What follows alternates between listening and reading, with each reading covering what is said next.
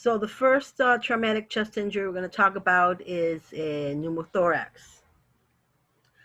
And that is due to accumulation of air in the pleural space between the visceral and the parietal pleura.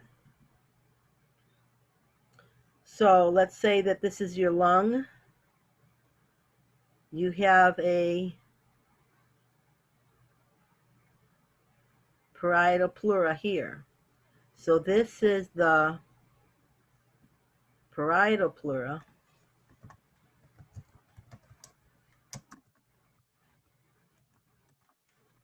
And this is the visceral pleura.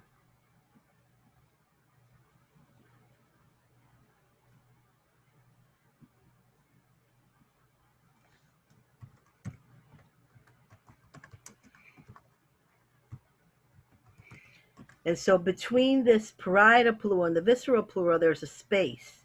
And that space should have a negative pressure. So that it's called the pleural space. And that should have a negative pressure. There should be nothing in there. If you get air in there, if you get blood in there, if you get anything in that space, you lose that negative pressure. That negative pressure is what's keeping the lungs expanded. If you lose that negative pressure, what's going to happen is that you're going to put pressure now on the lungs, and the lungs are going to collapse. So if you get any air in that pleural space, that's a pneumothorax. And so now you have air in that space, you lose the negative pressure that is keeping the lungs expanded, and instead you're putting pressure now on the lungs, and the lungs will collapse. So with a pneumothorax, the pressure of that air in that space is going to cause the lungs to collapse. Okay, so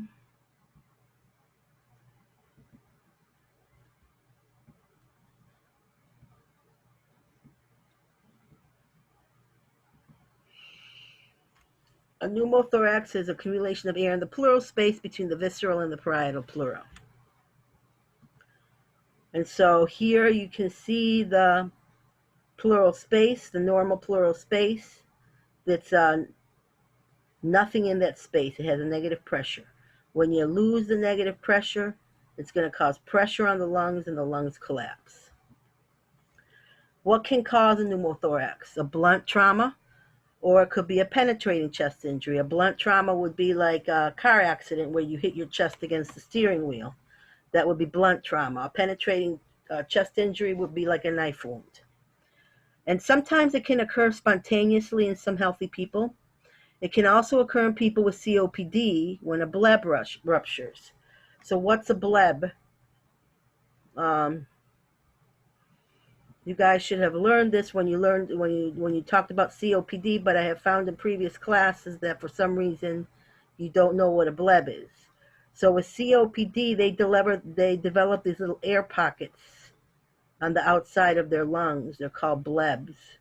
And those air pockets can rupture, right? So you have the space here, and now you have this air pocket rupture, and now you get air in the space. Yes, and so this is called a bleb, a COPD bleb. And so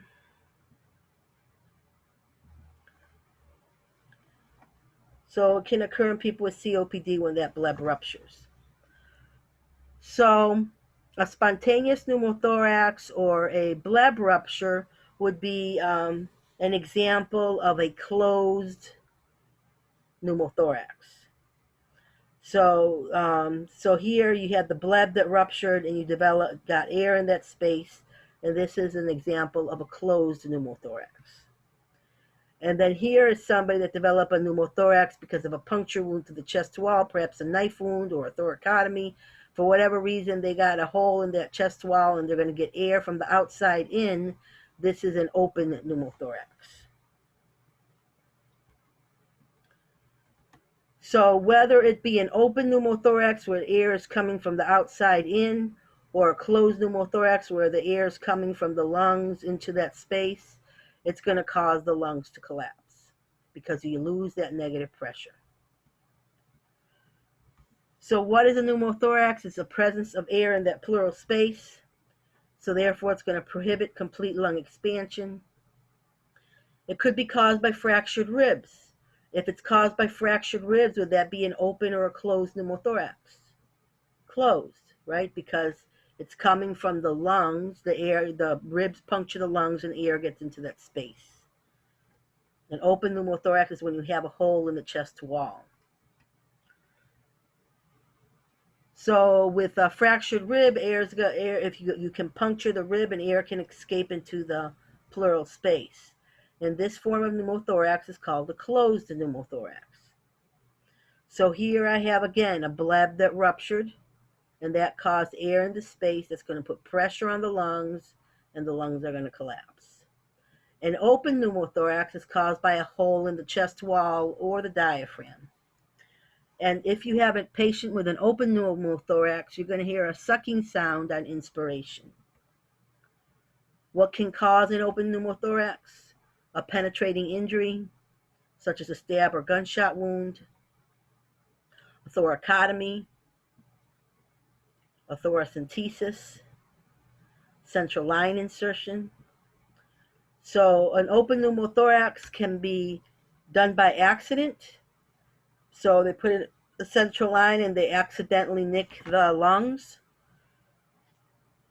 When you go have open heart surgery or you have lung surgery where you have to open up that chest wall and you lose that negative pressure, you're going to have to come back with chest tubes because you're going to develop an open pneumothorax. So people that have pneumothorax could have a moderate to severe form of pneumothorax. The signs and symptoms of a moderate pneumothorax is going to be tachypnea. They're going to be breathing fast. They're going to have some difficulty breathing. They're going to complain of a sudden sharp pain on the affected side with chest movement, breathing, or coughing. That's called pleuritic chest pain. It hurts to breathe. Their chest expansion will be asymmetrical. They're going to have diminished or absent breath sounds on the affected side. And when you tap, you're going to hear tympany to percussion. So when you percuss, you're going to hear tympany. Tympany indicates air. They're going to be restless. They're going to be anxious because they're having difficulty breathing. They're going to be tachycardic. Now, if you have a severe pneumothorax, the signs and symptoms are going to be the same as moderate, but in addition to that, you're going to have distended neck veins, and in a minute we'll talk about why. Shift of the point of maximal impulse, where you hear that S1, S2 the best. Where do we hear S1, S2 the best? Fifth intercostal space on the left side, midclavicular line, right? That's going to shift, and we're going to talk about why in a minute. So you're going to have to move your stethoscope around to listen to heart sounds. You may develop subcutaneous emphysema. What's that? Air underneath the skin, right? Another term for that is crepitus. Tracheal deviation to the unaffected side. And in a minute, we'll talk about why. So the trachea is going to deviate to the opposite side. Progressive cyanosis.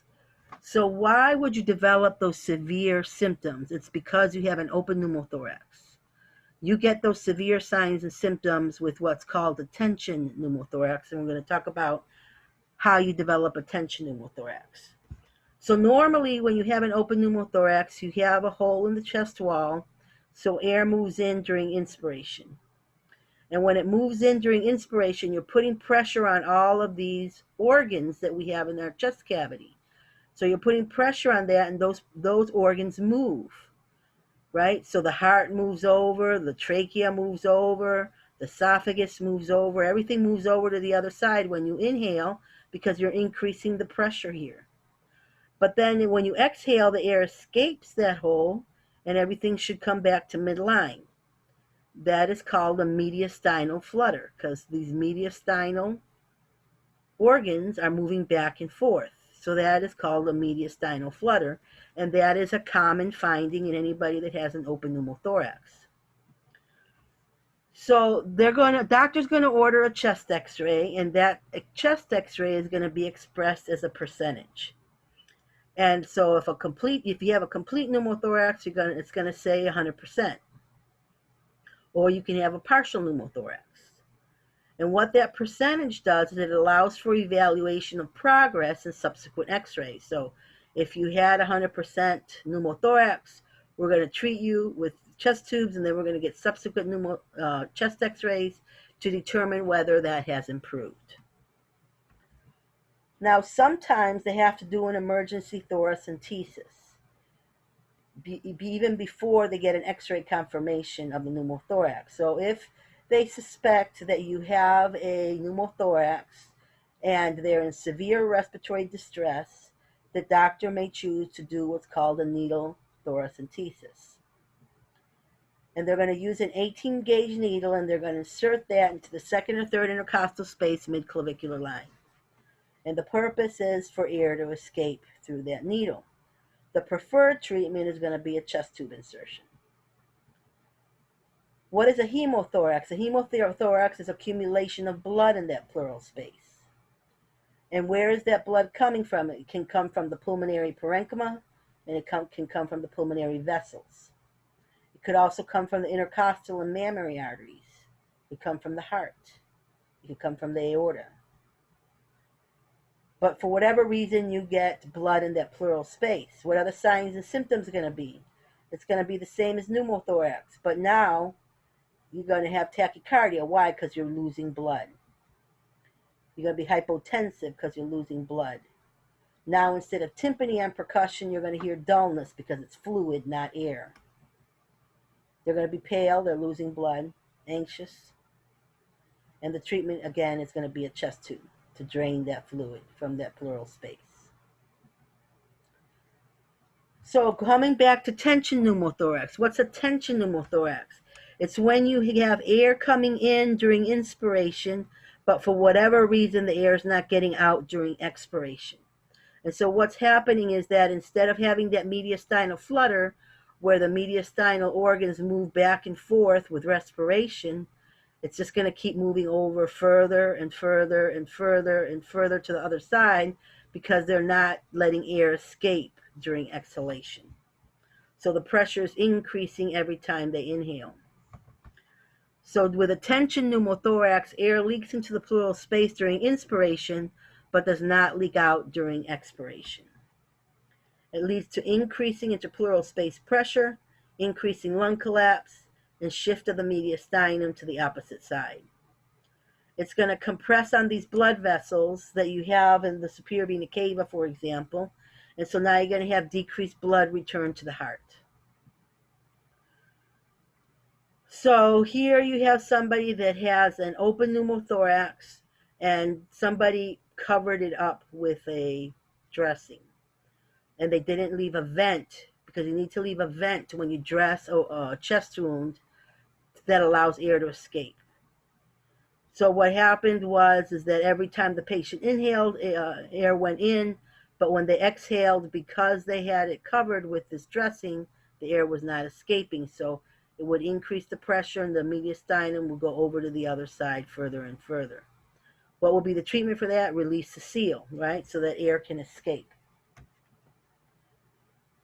So with a tension pneumothorax, air is coming in through that chest wall, but it's not escaping during exhalation. So all of your mediastinal organs are moving to the other side. And that's why you get those severe signs and symptoms, right? You get neck vein distension because the blood is backing up because it's not able to move forward.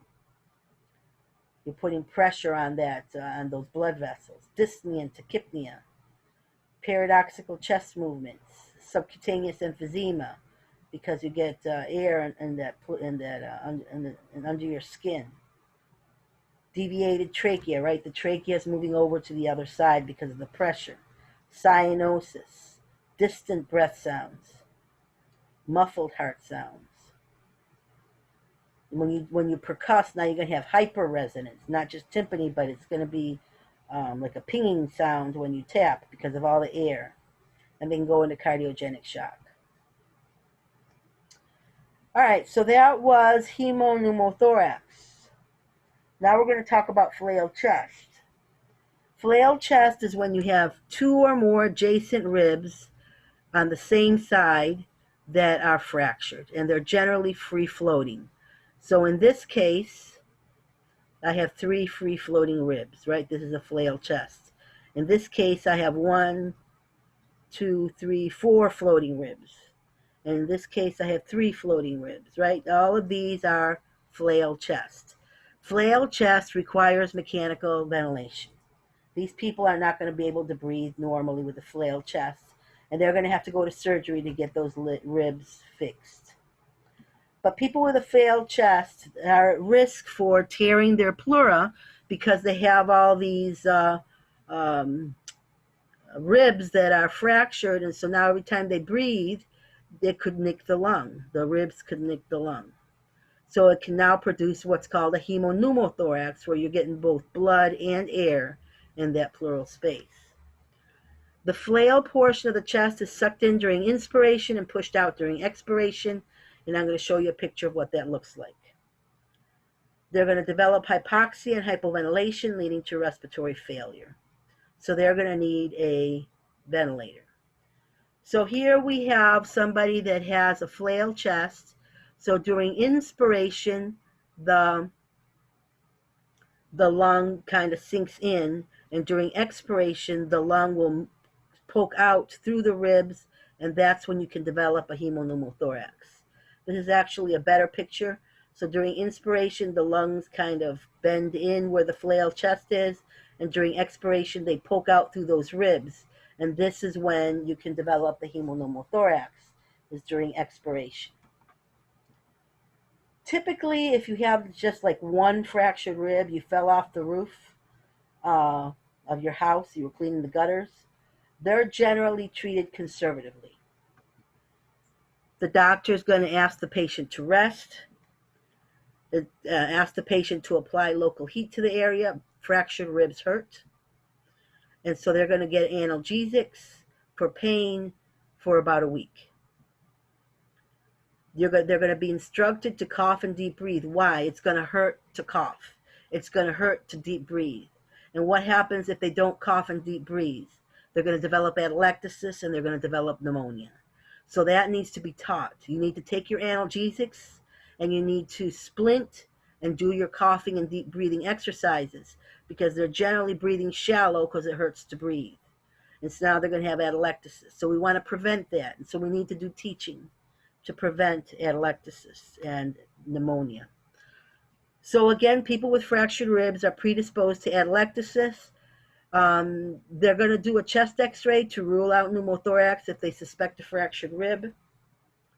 So if it's just one fractured rib, they're generally going to treat it conservatively and send them home with analgesics, but you got to make sure that you do patient teaching.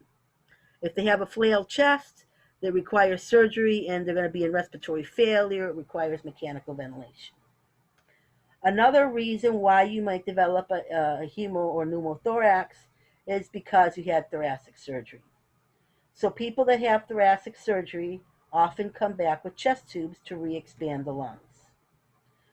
If they do a pulmonary resection, it's usually for the treatment of lung cancer. So one type of resection is a wedge resection, where they remove a small localized area near the surface of the lung. If they do a wedge resection, pulmonary function will be relatively unchanged after it heals. So you're going to have equal breath sounds on both sides after it heals. If they have a segmental resection, but they're going to come back with chest tubes, yes? They're going to come back with chest tubes to re-expand the lungs. If they have removal of one or more lung segments, then that is a segmental resection. Basically, they're going to take a lung segment, a bronchiole, and its alveoli. The remaining tissue is going to overexpand and fill that previously occupied space. So after they heal, you should hear equal breath sounds on both sides. If they remove a lobe of the lung, remember if you're on the right side you have 3 lobes and on the left side you have 2 lobes. If they remove an entire lobe of the lung, that's called a lobectomy. Postoperatively, the remaining lung will overexpand to fill the open portion of the thoracic space. So even if they took out a whole lobe, eventually the other lobe is going to overexpand to fill that space. If they take out the entire lung, that's a lobectomy, and are they going to need a chest tube when they come back? Nope. Why?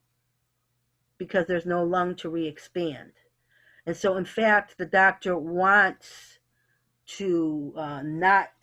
wants fluid to accumulate in that space. Typically, they're going to sever the phrenic nerve. The phrenic nerve, that's going to cause the diaphragm on the side where they cut the phrenic nerve to become elevated. So that is going to decrease the space that's empty. And so they want that to fill with fluid post-op so that you don't have a mediastinal shift, right? If you leave that an empty space, then this side is going to move over to the other side, and we want to avoid that. So generally, they're not going to put in chest tubes because they want that space to fill with fluid, and they're going to sever the sever the phrenic nerve so that the diaphragm remains in the elevated position. So people that have had surgery, all but a lobectomy, are going to usually come back with 2 chest catheters for drainage. Usually the upper tube is for air because remember air rises, and the lower tube is going to be for fluid drainage. And then that chest tube that has been inserted will be connected to a chest drainage apparatus for several days.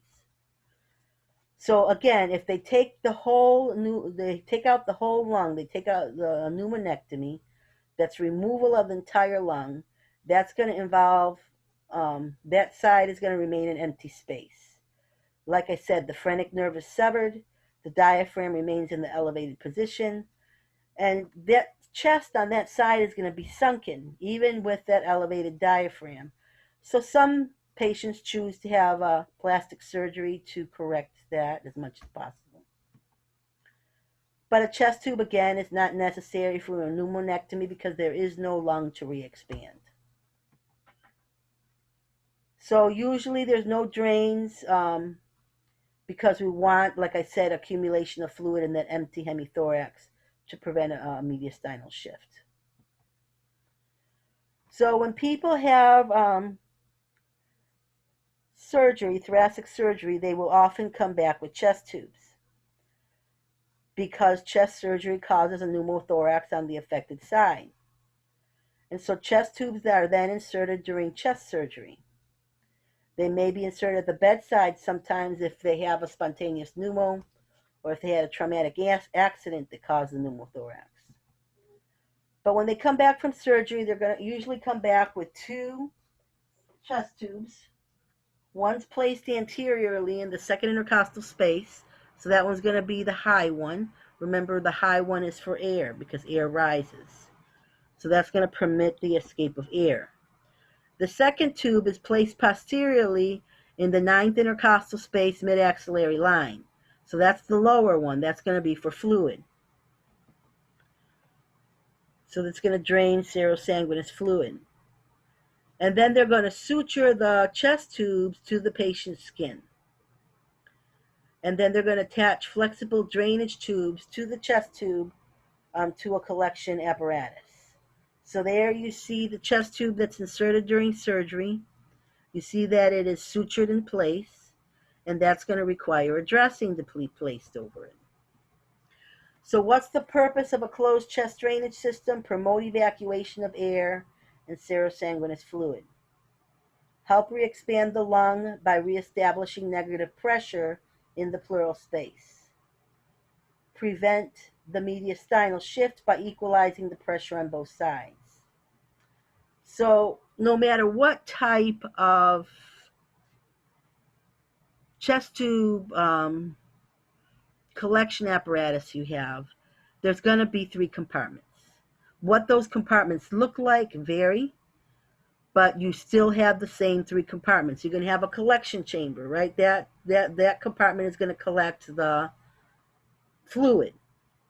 Then you have the water seal chamber. So this is what's called a wet collection apparatus. So you're going to have that water seal chamber. Well, I'm sorry, you're going to have the suction chamber that's wet. We'll get to that. But everybody, no matter what type of chest drainage apparatus you have, is going to have a water seal chamber. The third chamber is the suction control chamber. So this one, suction control chamber, is filled with water. So this would be a wet collection apparatus. There's dry ones, which are more common now in the major hospitals, and those don't have water in the suction chamber. Instead, they have a dial. So they look like this. So this would be a dry collection apparatus. So here is the collection chamber, here is the water seal chamber, and here is the suction system. So this would be a dry one. Instead of having fluid, sterile water there, you have this dial. Now, if you have the wet kind, the higher you fill this with sterile water, the more suction is being applied. So it's going to have a mark here, for example, that might say 20 centimeters. So if the doctor wants 20 centimeters of suction, you're going to fill this suction control chamber with sterile water up to where it says 20 centimeters. Let's say that the doctor wanted 10 centimeters of water pressure. Well, there will be a marking, let's say here, that says 10 centimeters, so you would fill up the water level to here. Most places are using the dry collection apparatus. And so what does that collection chamber do? It collects drainage. You want to measure and document that drainage every shift. If they're coming back from surgery, you want to report any excessive drainage or sudden large increase in drainage. Usually post-op, they're going to put out somewhere between 500 cc's and 1,000 milliliters in the first 24 hours post-operatively. Usually the first 2 hours, they're going to put out somewhere between 100 and 300 milliliters. And then it's going to decrease afterwards. Immediately post-op, it'll be grossly bloody, but then it should turn serosanguinous. So when do you call the doctor? You call the doctor if you have frank blood post-op for more than 2 hours, right? Initially, it's going to be grossly bloody, but then it should start to become serosanguinous. By 2 hours, after 2 hours, and you still have frank blood, you're calling the doctor. If bleeding recurs after it's slowed down, so maybe the first hour you had 200 cc's, the second hour you had 100 cc's, the third hour you had 70 cc's, and the fourth hour you're back up to 200, you're calling the doctor, right? So if it's slowed down and then goes back up, you're calling the doctor. After 2 hours post-op, they should not be putting out more than 70 cc's an hour. So if by hour 3 they're putting out 90 cc's, 80 cc's, you're calling the doctor. Or if they have signs and symptoms of hemorrhage, right? What are those signs and symptoms? Hypotension, tachycardia. Or if you have cloudy drainage in the collection chamber, you're going to notify the doctor. Why? Because that's white blood cells, right? That could indicate infection. So that's the collection chamber. You know when you should call the doctor post-op with the collection chamber. The next chamber is the water seal chamber. That water seal chamber has a one-way valve between atmospheric pressure and negative interpleural pressure. So here you have the atmospheric vent. So what happens is that then they have this vent here as well. And so what happens is that air is coming from the patient's body, right? They breathe, and when they breathe, air is going to come in here to the collection chamber, or it's going to come here, and then it's going to go through the water seal chamber, and when it goes through the water seal chamber, it's going to cause the water to bubble because you just had air pass through there. And then it's going to escape out, right? That escape route has a one-way valve that allows air to go out but not come back in. So it allows air and fluid to leave the intrapleural space but prevents backflow of atmospheric air into the chest during inspiration. On expiration, like I said, it's normal to see air bubbles in the water seal chamber. Why? Because air just passed through that water on the way out. So it's normal for it to bubble on exhalation. You want to make sure that all connections are airtight so that there are no air leaks. And you keep in mind that it does have a vent to permit escape of air. So you want to observe that water seal chamber. Tidling is normal. What is tidling? The water rises with inspiration and falls with expiration. Rises with inspiration, falls with expiration. That is a normal finding, but not everybody gets tidling. If they did have tidling and all of a sudden the tidling stops, it could be because the lungs have re-expanded. So first thing you're going to do is check to see if the tubes are kinked or obstructed, because that can also cause stop in tidling. But if you see no reason for the tidling to have stopped, then you call the doctor, and the doctor needs to visit their patient because perhaps they just don't need the chest tube anymore because the lung has re-expanded. You don't want to keep it in any longer than it has to be. Tidling may occur or may be minimal in systems using suction. So if they're using suction, they may be no tidling. So not everybody's going to get tidling.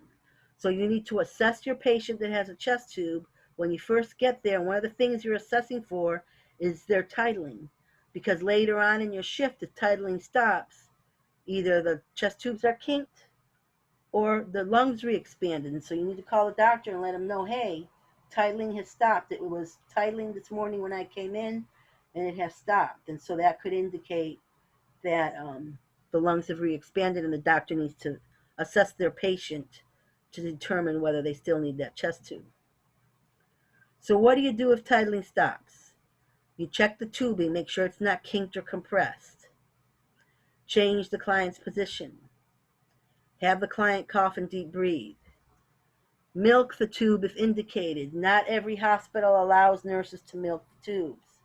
So that is kind of like putting more extra negative pressure. So some places you need an order for that. Notify the doctor if these measures don't work.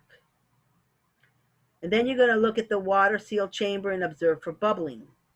Intermittent bubbling is normal, right? When we exhale, air goes through that water seal chamber. But continuous bubbling both during inspiration and expiration indicates an air leak. So the first place you want to check is the chest wall where the catheter is inserted. You're going to take off the dressing and look there and make sure that the skin is taut around the chest tube, that air isn't going in through that hole. If the chest catheter is loose, gently squeeze the skin up around the catheter and apply a sterile petroleum gauze around the insertion site. So there's a picture of petroleum gauze, and then you're going to put a dressing over it. So you're going to gently squeeze the skin around the tube, and then you're going to cover it with petroleum gauze and a dressing. Another thing that you can do is check the tubing inch by inch and all connections. If there's any little holes in the tubing, you can seal it with tape. If you can't locate the leak, you might just have to replace the system. So if you have rapid bubbling in that water seal chamber and there are no leaks, then they may have an incision or tear in the pulmonary pleura, and that's going to require emergency surgery. Now, if they have a water seal chamber that's continuously bubbling, and the reason is because of there's a considerable loss of air, an incision or tear in the pulmonary pleura, you're going to see signs and symptoms. It's not just going to be that you see titling. So assess your patients. And this needs to be notified immediately to the physician. What's the treatment going to be? Well, the physician might apply suction to the chest tube apparatus, or if they're already in suction, increase the suction. But if they have a really bad pleural tear and they require emergency surgery, they're going to have a thoracotomy to fix that leak. So the suction chamber, if the doctor wants suction to the suction chamber, generally there's only two settings: 10 centimeters of water suction or 20 centimeters of water suction. And if you have the wet type of collection apparatus, the amount of suction is regulated by the height of the water column in the suction chamber.